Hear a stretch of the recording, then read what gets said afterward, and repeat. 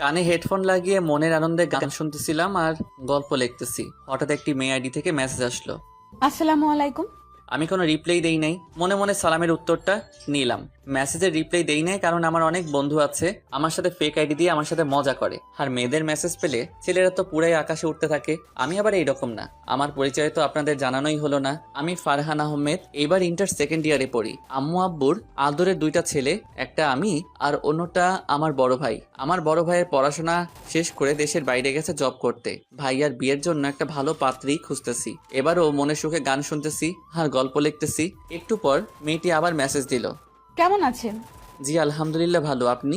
জি আলহামদুলিল্লাহ ভালো আছি। আপনার কি বেশি অ্যাটিটিউড? কেন হঠাৎ এই কথা বললেন? মেসেজের উত্তর দিচ্ছেন না কেন? একটু কাজে ব্যস্ত ছিলাম। ও, আপনার বাসা কোথায়? রাস্তার সাথে। আর আপনার? ঢাকা। মজা করেন না, বলেন। আমার মজা করতে ভালোই লাগে। ও মা, তাই? হুম। আপনার নাম কি? কোন ক্লাসে পড়েন? আচ্ছা, আপনাকে এত কিছু বলবো কেন? আমরা কি ফ্রেন্ড হতে পারি না? পারেন, কিন্তু ফ্রেন্ডের চেয়ে যেন বেশি কিছু না যায়। ওকে। আচ্ছা, ফ্রেন্ড হিসেবে তো বলতেই পারেন। আমার নাম ফারহান আহমেদ। আর আপনার? আপনার নামটা তো অনেক সুন্দর। আর পাম দিতে হবে না। এবার বলেন আপনার নাম কি? আমার নাম জান্নাত।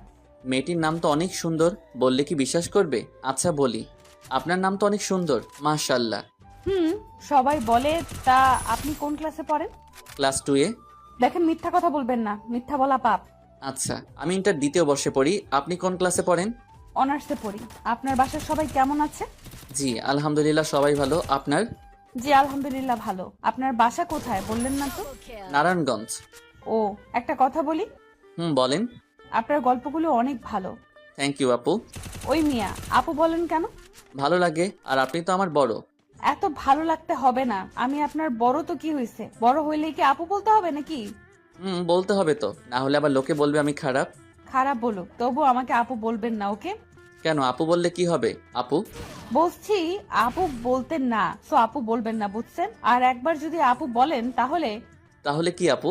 যান, আপনার সাথে কথা বলবো না। ওকে, না বললেন। আল্লাহ হাফেজ, ভালো থাকেন। ওই ওই, ফারহান, জি বলেন আপু। প্লিজ আমাকে আপু বললেন না, প্লিজ প্লিজ প্লিজ। এত করে যখন বলছেন, আচ্ছা আপু বলবো না, খুশি তো? হুম, অনেক খুশি। আচ্ছা এখন বাই। ওকে। কেন, কোথায় যাবেন? কলেজে যাব। আচ্ছা তাহলে যান। তারপর আমি রেডি হয়ে নাস্তা খেয়ে কলেজে গেলাম। কলেজে গিয়ে বন্ধুদের সাথে আড্ডা দিয়ে ক্লাসে গেলাম। ফারহান, একটা জিনিস নোটিস করছিস? কি জিনিস বন্ধু? ইয়াসমিন তো এদিক তাকিয়ে থাকে। যা, কি বলিস? কোথায় আমি আর কোথায় ইয়াসমিন? ইয়াসমিন হলো আমাদের কলেজের প্রিন্সিপালের মেয়ে, আর আমাদের মাত্র নারায়ণগঞ্জে একটা বাসা, আর তাদের প্রতিটা জেলায় জেলায় আমাদের চাইতে বড় বড় 2-3টা বাসা আছে। ওদের সাথে আমাদের যাই বলেন। কি ভাবছিস রে? কিছু না, স্যার আসছে, কথা বলিস না। সবার পিছনে বসছি, একটু মজা করব বন্ধুদের সাথে। মেয়েদের এদিক থেকে কে যেন শীষ দিচ্ছে। এই, কে শেষ দিছে? আর একবার যদি পাই তাহলে খবর আছে। এই স্যারের ক্লাসটা ভালো লাগে তাই মনোযোগ দিয়ে শুনতেছি, হঠাৎ আবার কে যেন শীষ দিল। এই, কে শেষ দিছে রে?